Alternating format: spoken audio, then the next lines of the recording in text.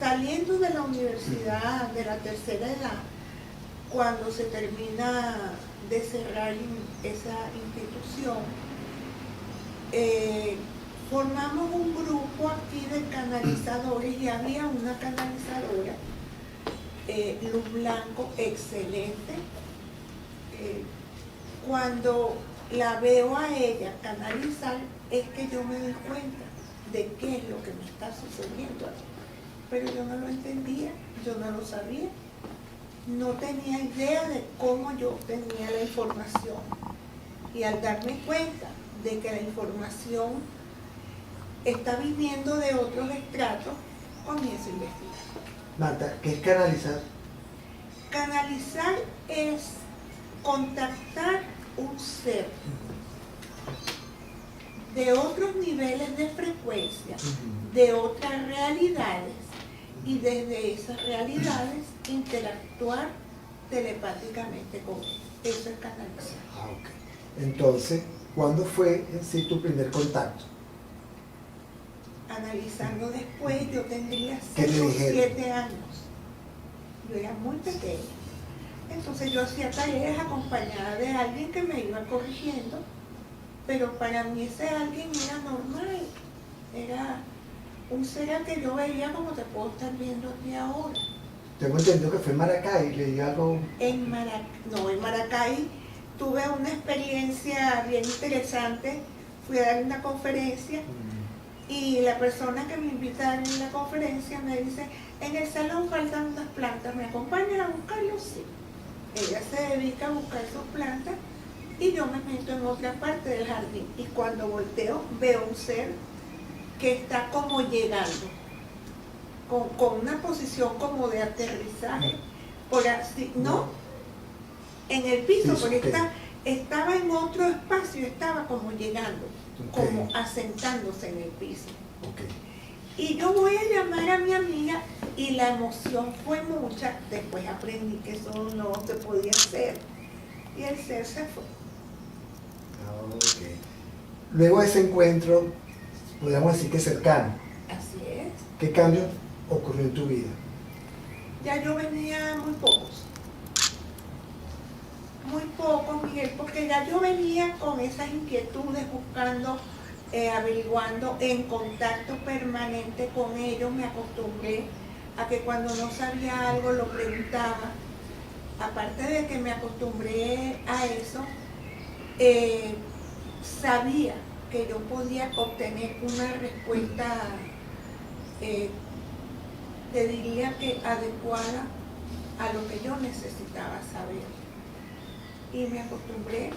Marta, pero el primer impacto, pues, por decir, ¿a quién recurriste? ¿A quién se lo contaste? A la amiga con la que yo andaba en el jardín. En el jardín. Le empecé a gritar: Mora linda. Ella, un jardín enorme, ella no sabía de qué se trataba. A mí no me salían las palabras de la emoción. Yo no estaba asustada, yo tenía una emoción. Fue una cuestión que duró segundos, pero la emoción todavía, cuando lo recuerdo, eso me da emoción. Se quedó, pues. Claro. Ahora, son seres superiores a nosotros. ¿En qué forma? ¿En lo físico, en lo intelectual? A ver, no todos los seres son iguales, y estimar que todos pueden ser de la misma forma o capacidad es un poquito absurdo. Son seres superiores en cuanto a que tienen un manejo de la energía extraordinario. Ellos pueden desaparecer porque desmolecularizan su contenido denso, su cuerpo, y lo remolecularizan cuando lo vuelven a necesitar. Por ejemplo, ¿Como desintegrarse? Desintegrarse, por así llamarlo. Lo pueden desintegrar. ¿Ok? Sí son superiores en cuanto al proceso evolutivo que tienen. Son seres que han vivido muchísimo antes de nosotros. Nosotros somos podríamos llamarlo una humanidad tantos años y no tiene tan poquito como la gente cree. ¿Ok? Sí, son seres superiores en conocimiento, en el trabajo del manejo de la energía, en la facilidad para el contacto. Para nosotros es como diferente. Nosotros hacemos el contacto de otra manera, para ellos es mucho más sencillo. De hecho, ellos no hablan porque eso es muy complicado. Toda su forma de expresión es telepática. ¿Ok? Cuando hablamos hacemos un enorme esfuerzo. No nos damos cuenta porque estamos acostumbrados. Pero ¿qué es lo primero que te dicen cuando tienes una intervención quirúrgica? No hables, para no desgastar tu energía. Ellos no. La energía que utilizan es telepática. Ahora, ¿cómo haces para contactarlo, Marta? A esos seres de otros planetas, ¿de qué hablan? ¿Cómo para verlo? ¿Cómo se materializan? No siempre se materializa, Miguel, te explico por qué. Para ellos la tercera dimensión es sumamente densa, está sumamente contaminada. ¿Ok? Para ellos materializarse aquí les puede costar mucho, porque el regreso a su espacio significa que todas las bacterias y gérmenes que hay aquí se los están llevando. Entonces, por eso el contacto es telepático. Muy pocas veces se materializan, se hacen presentes, muy pocas veces. ¿Okay? ¿Cómo hacemos para conversar? Me dictaron una técnica en la que está basada la escuela que fundé. Y aquí se forman, como dijo un colega tuyo español, esta es una escuela de contactados. Generalmente cuando se materializa, la materialización es lo más cercano a un hombre, cabeza, tronco y extremidades. Normal. Porque en el manejo de energía que ellos tienen, ellos pueden adoptar la forma que quieran. La forma que quieran. Entonces, claro, ellos pueden adoptar cualquiera.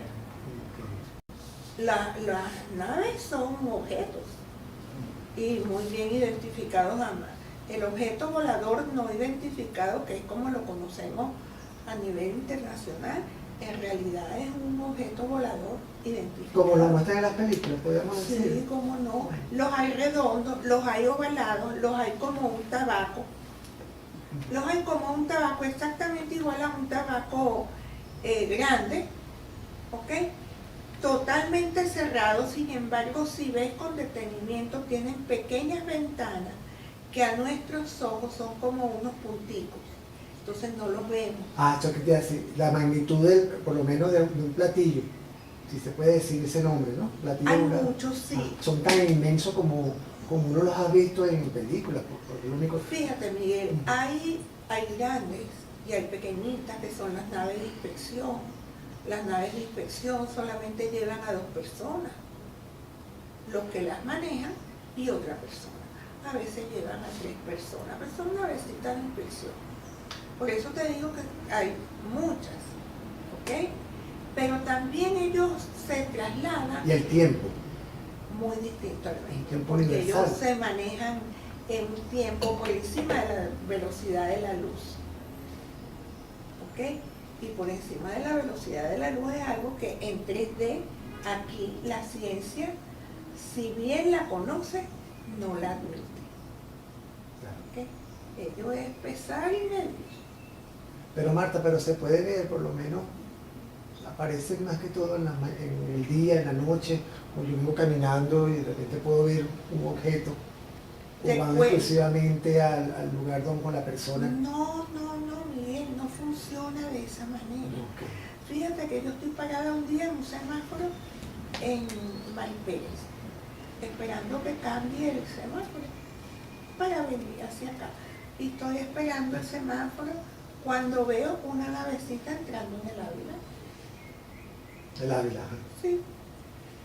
Yo no fui la única que la vi. Cualquiera de los de la cola que estábamos allí que hubiese estado también pendiente del semáforo ha podido verlo. Cualquier persona, ¿ok? Sin embargo, hay muchos casos en los cuales las naves se ocultan, suben la frecuencia, se hacen invisibles al ojo de 3D, pero están ahí.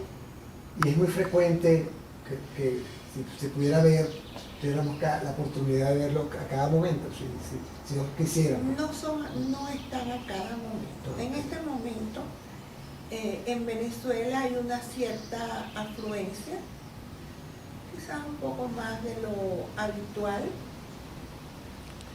porque tienen a nuestro país protegido. Y para protegerlo hay cosas que se hacen a distancia, hay cosas que se hacen presenciales. ¿Okay? Ahora, ¿qué diferencia tiene o similitud con nosotros en cuanto a cuántos años viven, cómo viven, qué comen, cómo visten, idioma, a diferencia de, o hay una similitud? No es similitud. Fíjate una cosa, Miguel, ¿en qué te diferencias tú de un habitante del Amazonas? En todo. Claro. No comes lo mismo, no te vistes Hasta lo los mismo. rasgos. Los rasgos son diferentes, tú eres más sensible al sol, ellos no tienen esa sensibilidad nuestra al sol. Lo mismo sucede afuera, hay infinidad de razas, pero infinidad de razas. Mueren. El proceso de ellos es diferente, no es como nosotros el paso de plano. Ellos hacen un proceso evolutivo de subir la frecuencia. ¿Okay? Al subir la frecuencia comienza con un proceso evolutivo superior. Nosotros para hacer eso tenemos que hacer un paso de plano porque todavía somos densos. He ido a naves de expedición de las que te acabo de hablar, que son pequeñitas, que son pequeñas. Pero he ido a naves grandes también. He estado en naves grandes. Además, yo me volví como cómoda. Y cuando tengo alguna dificultad o quiero resolver algo de gran importancia para mí, les pido que me suban. Me volví cómoda. ¿Es frecuente que hace No. ese tipo? No, eso lo he hecho 3 o 4 veces. En la nave pequeñita fui 2 veces, pero era porque necesitaba recibir una instrucción. Las 2 veces que subí me tenían que enseñar algo allá, no me lo podían enseñar aquí. A ver, nosotros tenemos un cuerpo de luz. Okay. Ese cuerpo de luz, no estoy hablando del aura, estoy hablando de un cuerpo de luz. ¿Okay? A ver, ¿qué proporción te puedo decir? Suponte que nuestro cuerpo es un grano de maíz. Y este tamaño es el cuerpo de luz. Solo para mostrarte la proporción. ¿Ok? Nuestro cuerpo físico se queda aquí, custodiado por seres que ellos mismos traen para que vigilen todo nuestro componente biológico, que el corazón funcione bien, el sistema respiratorio funcione bien, que todo nuestro sistema cerebral, toda la parte orgánica funcione perfecto. Pero el cuerpo de luz es lo que realmente nos da vida. Está formado por códigos que están llenos de información. Suponte que somos un disco duro y ese disco duro, en términos actuales, es el cuerpo de luz. Y los códigos son los programas. Entonces, ellos dejan el cuerpo físico aquí y suben el cuerpo de luz. Entonces, nuestro cuerpo físico está aquí permanentemente. Hay algunos investigadores que han sido llevados en el físico, no han sido muy exitosos, porque nosotros tenemos una piel altamente contaminada y el cabello también. Entonces, para ellos es más seguro llevarnos el cuerpo de luz. Y en cuerpo de luz ha ido gente que ni te lo puedes imaginar. Que ya cuando entras en conversaciones menos protocolares con ellos, te dicen, bueno, te voy a decir la verdad. A mí me pasó esto y esto, y te hacen el cuento. Pero sí, lo que realmente sube es el cuerpo de luz. Hay un acuerdo que se hace. Estas 2 veces que fui llevada en las navecitas pequeñas, la risa, el humor. Ellos también tienen humor, pero el humor diferente, pero sí tienen humor. ¿Ok? ¿Qué pueden aprender de nosotros? Por ejemplo, hay planetas a donde necesitan llevar xerófilas. Entonces ellos sacan xerófilas de aquí y las mandan para allá, pero no nos depredan. ¿Por qué nos traen plantas de allá y no las colocan aquí? Hay un lugar en Falcón a donde eso es perfectamente visible, pero visible. Por lo menos en la expedición que yo hice todavía eso se veía, donde se llevaron un montón de xerófilas, ¿ok? Y después colocaron otras plantas de otros planetas. Se llevan animales de aquí, pero nos traen animales, ¿ok? De otros planetas. ¿Hay similitud? En algunas cosas. En algunas cosas. También no todos los planetas son como el de nosotros. Hay unos que todavía no han llegado a los niveles frecuenciales nuestros, pero hay otros que sí han llegado y hay unos superiores inclusive, en donde el sistema alimenticio es diferente, el agua es distinta, el oxígeno es distinto. Nosotros hablamos de H2O, ellos hablan de H2O2. ¿Ok? Y de la misma manera, todos los componentes químicos pueden ser diferentes, los minerales son diferentes. La alimentación hay, dependiendo del planeta del cual venga. ¿Ok? La alimentación va a depender del tipo de ser que sea. Es relativo. Es relativo. Marta, ¿qué opinión te merecen las películas de ciencia ficción, esto que ha hecho Steven Spielberg, Encuentros cercanos del tercer tipo? Hay una similitud, muchas películas que han tratado sobre el tema de los extraterrestres, la llegada a la Tierra. Hay 2 tipos de películas. Las películas del tipo de Steven Spielberg, que es un gran contactado también. Él, con sus películas, lo que está es acercando al público a la realidad de que tenemos vecinos cósmicos. Pero hay otro tipo de películas, como tú dices, hay de una cosa y hay de la otra. Hay muchos intereses en los grandes países en que esto no se conozca. Y los intereses tienen muchas bases. Una de las bases está en que podrían sentirse amedrentados de que fuerzas superiores sepan o puedan más que ellos. Entonces, ¿qué es lo que ellos hacen? Lanzan una película de amedrentamiento, como han lanzado.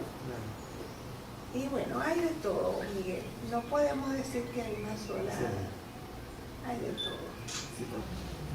Fíjate, Miguel, yo comienzo escribiendo artículos. Pequeños artículos.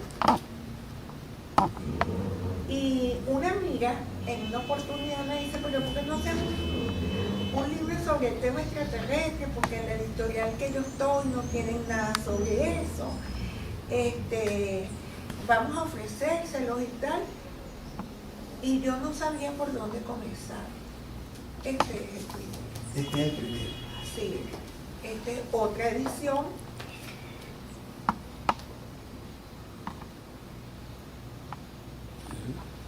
Ese libro, no sabía cómo comenzar, porque no tengo técnicas de ninguna índole. Y dije, voy a hacer un relato de cómo comenzaron las cosas. Y eso fue lo que hice. Hice un relato. Y después después me voy adentrando en la escritura y escribo otros libros del área holística.